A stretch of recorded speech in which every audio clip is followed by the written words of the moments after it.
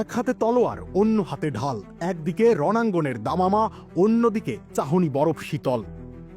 একদিকে ভয়, অন্যদিকে ভরসা। সেই ভরসার নামই তো লোকেশ রাহুল। যতক্ষণ তিনি থাকেন ততক্ষণ ভরসা থাকে। তিনি ভারতের উদ্ধারকারী জাহাজ। মে মার রাহা থা না ইয়ার। বিরাট কোহলিকে সেমিফাইনালে বলেছিলেন, এবার বললেন গোটা ভারতকে। বললেন, আমি যতক্ষণ খেলছি ততক্ষণ আমার উপরে ভরসা রাখো নির্ভয়ে। তিনি ক্রাইসিস ম্যান লোকেশ রাহুল। না, দুবাইয়ের এই রাতের পর আর কোনো আক্ষেপ থাকার কারণ নেই তার। ম্যাচ শেষে তাকে কেউ মনে রাখবে না এটা বলার সুযোগ নেই। কোনো কিছু বলার আর সুযোগ রাখেননি রাহুল। দুবাইয়ের উত্তপ্ত বাতাসে নিউজিল্যান্ডের 251 রানও যেন কিছুটা বেশি মনে হচ্ছিল। ভারতীয় ডাগআউটে তখন চাপা উত্তেজনা, কিন্তু ওপেনিং জুটির দুর্দান্ত শুরুর পর সেই উত্তেজনা একটু কমেছিল। শুভমান গিল এলিগ্যান্স মেশালেন পাওয়ার হিটিংয়ে। রোহিত শর্মা ব্যাট হাতে ঝড় তুললেন। মনে হচ্ছিল ভারত হয়তো এক পেশে ম্যাচেই ঘরে তুলবে শিরোপা। হালিম কে আনলো? আনেনি, বানিয়েছে। ভালো হলে আমি, খারাপ হলে ভাইয়া। দারুণ হয়েছে। সবচেয়ে সহজে সবচেয়ে সুস্বাদু হালিম, রাঁধুনি হালিম।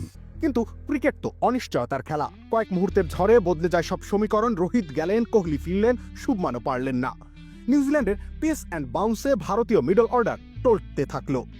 তখনই ক্রিজে এলেন লোকেশ রাহুল। টেস্টের ধৈর্য, ওয়ানডের বুদ্ধি আর টি-20-র শট সিলেকশন সব মিশিয়ে তৈরি হলো ভারতের চ্যাম্পিয়ন ইনিংস।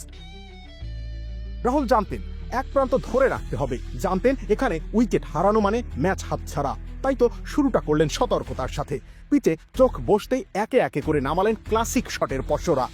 কভার ড্রাইভে বল বাউন্ডারির বাইরে পাঠালেন, কখনো অফ স্টাম্পের বাইরের বল লেট কাট করে ফিল্ডারের পাশ কাটালেন। সব মিলিয়ে যেন এক নিখুঁত শিল্পীর ক্যানভাসে তুলি বোলানো। শেষ 10 ওভারে যখন ম্যাচের উত্তেজনা তুঙ্গে, তখনও তিনি ছিলেন বরফ শীতল। এক হাতে তলোয়ার, অন্য হাতে ঢাল হয়ে ভারতকে উদ্ধার করলেন ক্রাইসিস ম্যান লোকেশ রাহুল। অপরাজিত থাকলেন 33 বলে 34 রান করে।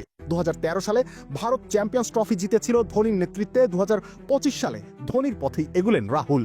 না, এবার আর কেউ তাকে ভুলে যাবেন না। রবিউল ইসলাম রনি, খেলা 71।